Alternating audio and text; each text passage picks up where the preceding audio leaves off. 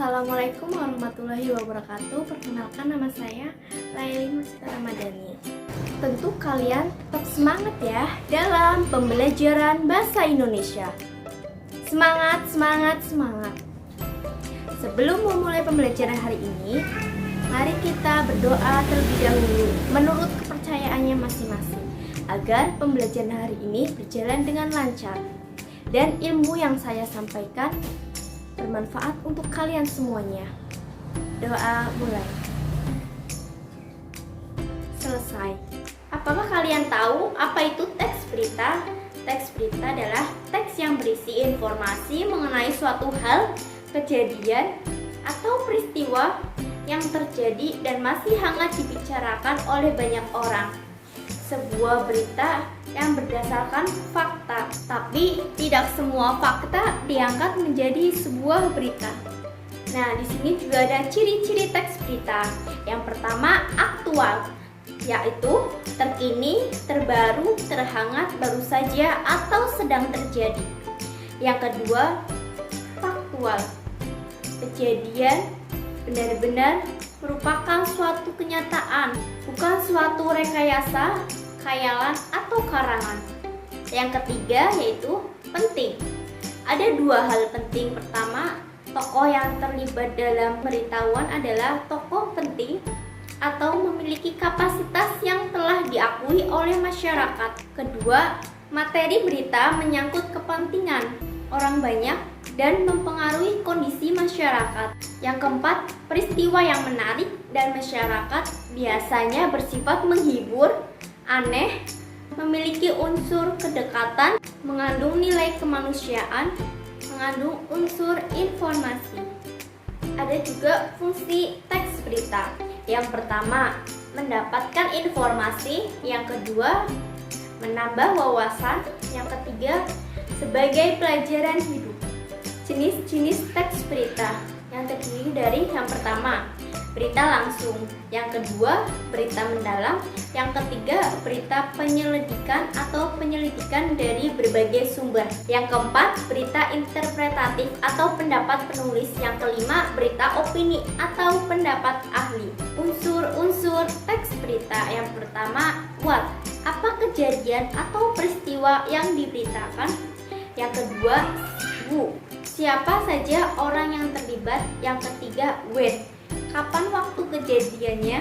Yang keempat, where, di mana tempat kejadian. Yang kelima, why, yaitu memuat alasan dan sebab akibat. Yang keenam, how, yaitu menjelaskan proses terjadinya peristiwa.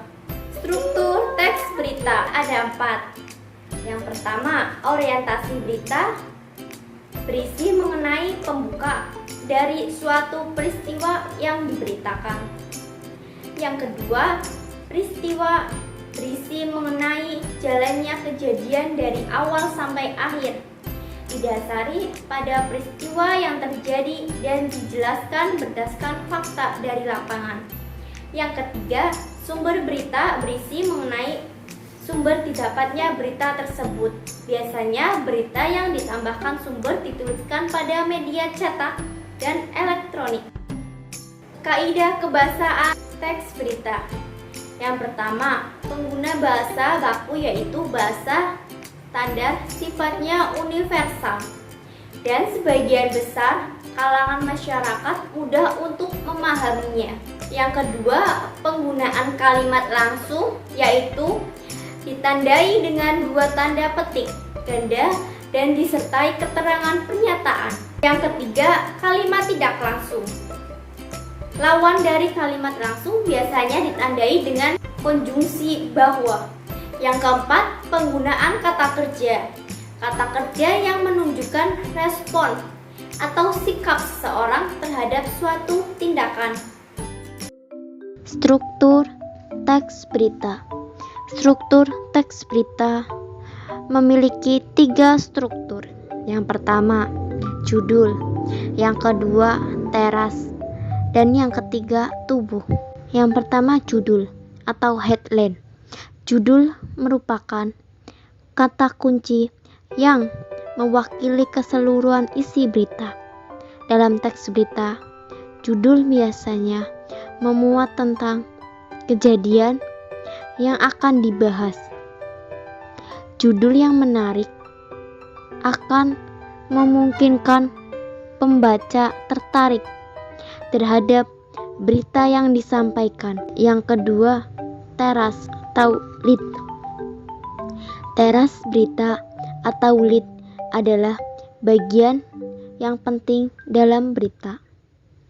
Lead terletak pada paragraf pertama dalam teks berita. Lead mencakup inti dari keseluruhan isi berita. Lead juga menjadi salah satu penentu bagi pembaca untuk melihat isi berita lebih lanjut. Yang ketiga, tubuh atau body. Bagian ini merupakan inti dari teks berita. Tubuh berita merupakan kelanjutan dari isi berita. Berita akan dibahas lebih rinci. 1. Teks berita terdiri dari unsur 5W plus 1H. Who, what, where, why, when, dan how. Contoh teks berita. Contoh teks berita tentang varian COVID-19. WHO. Omikron lebih cepat menular daripada Delta. Lemahkan vaksin. Jakarta. CNN Indonesia. Penelitian data awal oleh Organisasi Kesehatan Dunia atau WHO menunjukkan COVID-19 varian Omikron lebih cepat menular ketimbang Delta dan dapat melemahkan vaksin yang ada saat ini. Berdasarkan data yang ada saat ini, Omikron kemungkinan bakal mengalahkan varian Delta di tempat di mana terjadi penularan antar masyarakat. Demikian pernyataan WHO yang dikutip AFP Minggu tanggal 12 bulan 12. Merujuk pada data yang dihimpun WHO saat ini, Omikron sudah menyebar di 63 negara. Mereka melihat Omikron cepat menyebar di Afrika Selatan, di mana varian Delta tak mendominasi. Namun, mereka juga mencatat penyebaran cepat COVID-19 varian Omikron di Inggris, yang kasusnya secara keseluruhan sebenarnya masih didominasi Delta.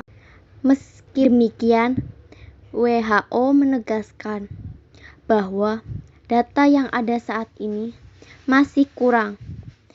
Mereka pun belum dapat memastikan tingkat penularan Omikron tinggi karena lebih mudah menebus respons imun atau memang lebih cepat menular. Selain itu, WHO juga menyatakan bahwa data awal menunjukkan Omikron menyebabkan pengurangan efikasi vaksin, terjadi infeksi dan penularan COVID-19. Terlepas dari temuan tersebut, WHO menekankan bahwa infeksi virus corona varian Omikron sejauh ini hanya menyebabkan gejala ringan. Mereka masih mengumpulkan data untuk menentukan tingkat keparahan klinis Omikron. Penelitian ini masih terus dilakukan setelah Afrika Selatan melaporkan temuan varian baru tersebut ke WHO pada 24 November lalu. Sejak saat itu, banyak pakar memang menyebut Omikron lebih cepat menular dan kemungkinan dapat melemahkan vaksin yang sudah ada saat ini. Kendati demikian, sejumlah produsen vaksin menyatakan bahwa suntikan mereka masih efektif melawan Omikron.